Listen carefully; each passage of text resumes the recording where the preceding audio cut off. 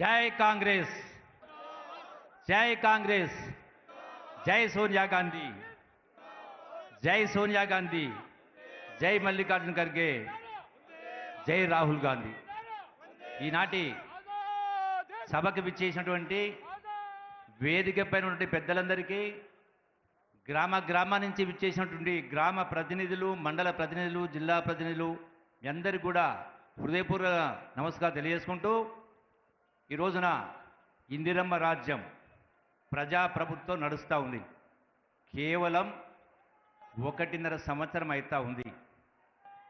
ఈనాడు ఈ ప్రభుత్వం సోనియా గాంధీ గారు, రాహుల్ గాంధీ గారు ఎన్నికల ముందు చెప్పిన ప్రకారం ఎన్ని ఇబ్బందులున్నా, ఎన్ని ఆర్థిక సమస్యలున్నా కూడా ఒక్కొక్కటిగా పూర్తి చేస్తూ ఉన్నాం. మీరందరూ కూడా సాక్షులు. ఈనాడు ఆర్టీసీ బస్ అయినా, రుణమాఫీ అయినా, 200 కరెంట్ అయినా, ఈనాడు ఇందిరమ్మ ఇళ్ళు 22,000 కోట్ల రూపాయలతో ఇందిరమ్మ ఇళ్ళు, 21 కోట్ల రూపాయలతోటి 21,000 కోట్ల రూపాయలతోటి రైతు రుణమాఫీ, అట్లాగే రైతాంగానికి 500 రూపాయలు సన్నవడ్లకు బోనస్, అంటే ఎకరానికి 10,000 రూపాయలు 22 క్వింటాలు పండినా కూడా. అట్లాగే సన్న బియ్యం, అంటే ఇలా రకరకాల చెప్పిన ప్రతి ఒక్కటి చేస్తూ చెప్పని కార్యక్రమం చేస్తూ ఉన్నాం. ఇది ఎటువంటి పరిస్థితుల్లో మీకు లెక్క తెలియాల్సిన అవసరం ఉంది.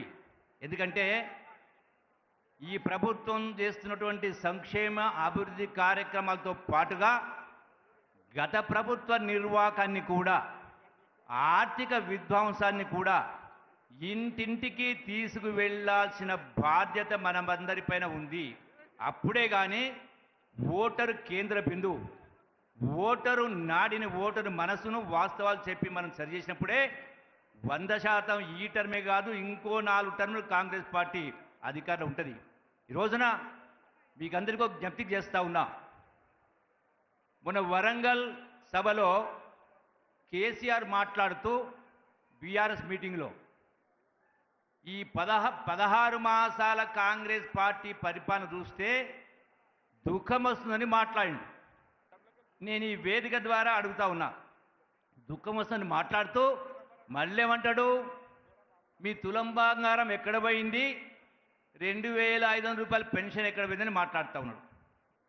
కేసీఆర్ అధికారంలోకి వచ్చినాడు, ఈ రాష్ట్రం మిగులు బడ్జెట్, ఈ రాష్ట్రాన్ని గడచిన 21 మంది ముఖ్యమంత్రులు 64 సంవత్సరాలు పరిపాలన చేస్తే ఈ రాష్ట్రం పైన ఉన్న అప్పు కేవలం 65,000 కోట్ల రూపాయలు, అంటే నెలకు 600 కోట్ల రూపాయలు వడ్డీ కడతా ఉంటుంది.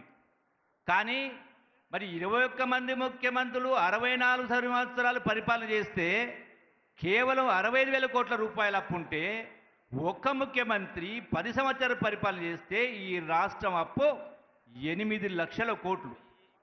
అంటే ఆనాడు సంవత్సరానికి 6,000 కోట్ల రూపాయలు, 7,000 కోట్ల వడ్డీ కడతా ఉంటే ఈ రోజున నెలకు సుమారుగా 6,500 కోట్ల రూపాయలు వడ్డీ ఈఎంఐ కట్టాల్సి వస్తూ ఉంది. అంటే సంవత్సరానికి 75,000 కోట్లు.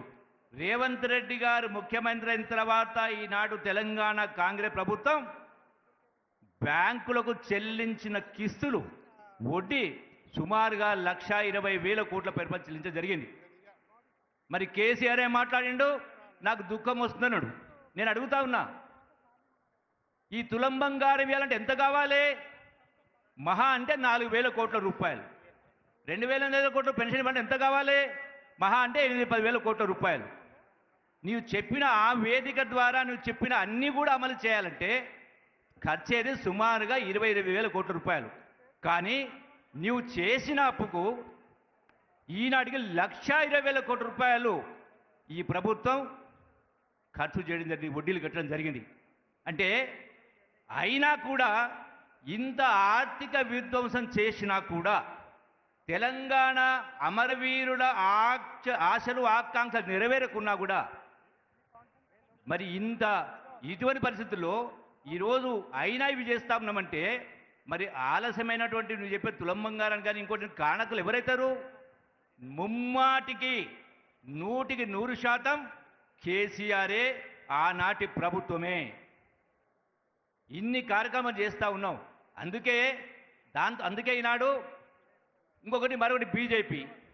అసలు బీజేపీకి ఈనాడు కాంగ్రెస్ పార్టీని విమర్శించే నైతిక హక్కు లేదు. ఎందుకు లేదంటే ప్రధానంగా 2 కారణాలు. ఆనాడు భారతదేశంలో 3 రాష్ట్రాలు, కొత్త రాష్ట్రాలు ఏర్పాటు చేసిన సందర్భంలో తెలంగాణ రాష్ట్రం ఇంత పెద్ద ఎత్తున ఉద్యమం జరుగుతూ ఉన్నా, ఇన్ని వందల మంది ప్రాణత్యాగాలు చేసినా కూడా కేవలం రాజకీయ కారణంతో ఆనాడు తెలంగాణ రాష్ట్ర బిల్లును పార్లమెంట్లో ప్రవేశపెట్టలే. రాజకీయ కోణంలో, రాజకీయ కారణాలతోటి ఆనాడు ఉన్నటువంటి ఆంధ్ర పాలక నంబర్ కోసం. కానీ సోనియా గాంధీ గారు రాజకీయ కోణంలో కాకుండా ఈ తెలంగాణ రాష్ట్ర 4 కోట్ల ప్రజల ఆకాంక్ష, 60 సంవత్సరాల కల తెలంగాణ ఇస్తే ఆంధ్రాలో కాంగ్రెస్ పార్టీ నష్టం జరుగుతుంది తెలిసి కూడా పెద్ద మనస్తోటి ఆ అమరవీరుల తల్లుల కడుపు కోత ఎట్లుంటుందో తెలిసిన కన్నతల్లిగా సోనియా గాంధీ గారు పెద్ద మనం చేసుకొని తెలంగాణ రాష్ట్రం ఇచ్చింది. అందుకే ఎప్పటికైనా మన కాంగ్రెస్ పార్టీ ఈ రాష్ట్రానికైనా దేశానికైనా శ్రీరామ రక్ష. ఆ బాధ్యత కాపాడుకోవాల్సిన బాధ్యత మన అందరిపైన ఉందని మీ అందరికీ సవినయంగా విజ్ఞప్తి చేస్తూ ఇలా మొసరి కన్నీరు గారుస్తూ ఉన్నారు. కృష్ణా జలాల గురించి, గోదావరి జలాల గురించి ఏం మాట్లాడండి కేసీఆర్? చాలా ప్రాజెక్టులకు సంబంధించి నేను కూర్చుని కట్టిస్తానడు. వెనకబడి జిల్లా పాలమూరు జిల్లా 10 సంవత్సరాలైంది, ఎందుకు పూర్తి కాలే? మరి 8 లక్షల కోట్లు అప్పు చేసి కూడా పోనీ నువ్వు చెప్పినవేమైనా అమలు చేసినవా?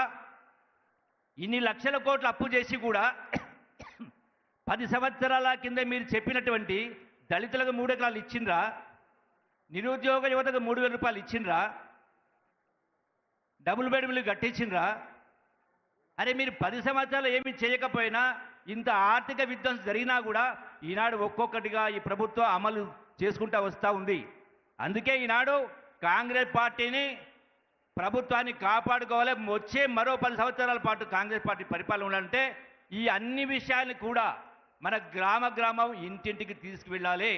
అందుకే రాహుల్ గాంధీ గారు కన్యాకుమారి నుంచి కాశ్మీర్ దాకా పాదయాత్ర చేసి ఇప్పుడు కూడా ఈ రోజున ఒక నినాదం ఇవ్వడం జరిగింది. జై బాబు, జై భీమ్, జై సంవిధాన్. ఇది మనకు ఆయుధం, శ్రీరామ రక్ష. ప్రజల కష్టాలు తీరాలన్నా, ఈనాడు సమాజంలో జరుగుతున్న రుగ్మతలు దుర్ఘటనలు జరగకుండా ఉండాలంటే ఈ నినాదాన్ని గ్రామం తీసుకెళ్తూ ప్రతి ఇంటికి కూడా ఈ యొక్క మహాత్మా గాంధీ ఆలోచన విధానాన్ని, డాక్టర్ అంబేద్కర్ గారి జీవన విధానాన్ని ఇంటింటికి తీసుకువెళ్ళినప్పుడే అది సాధ్యమవుతుంది. కాబట్టి ఖచ్చితంగా ప్రతి బూతు కార్యకర్త, ఒక బూత్ అంటే 10 మంది అంటే ఒక్కొక్కరికి 30 ఇళ్ళు వస్తాయి. మరి రోజుకు 1 గంట సమయం కేటాయిస్తే ఇంటింటికి ఈ లెక్కలన్నీ తీసుకుపోయి చెప్పాల్సిన అవసరం ఉంది. ప్రభుత్వ పరంగా మీకు అన్ని కూడా బుక్స్ ప్రింట్ చేసి కరపత్రాల ద్వారా మొత్తం సమాచారం మీకు అందించడం జరుగుతుంది. కాబట్టి ప్రతి ఇంటి దగ్గర ప్రతిరోజు 1 గంట మాత్రమే, ₹1 ఖర్చు కాకుండా 1 గంట మాత్రమే ప్రతి ఓటర్ దగ్గర కూర్చొని ఇవన్నీ కూడా మనం సవివరంగా వివరించినప్పుడే అది సాధ్యమవుతుంది. ఈరోజు మా అందరికీ పదవులు వచ్చినాయి కాబట్టి మరి మీకు కూడా పదవులు రావాలంటే ఖచ్చితంగా మీరందరూ కూడా పెద్ద మనం చేసుకుని ఈ యొక్క కాంగ్రెస్ వాదాన్ని, మహాత్మా గాంధీ యొక్క ఆలోచన విధానాన్ని పల్లె తీసుకోవాలని మీ అందరికీ సవినంగా విజ్ఞప్తి చేస్తూ సెలవు తీసుకుంటున్నా. జై హింద్, జై కాంగ్రెస్.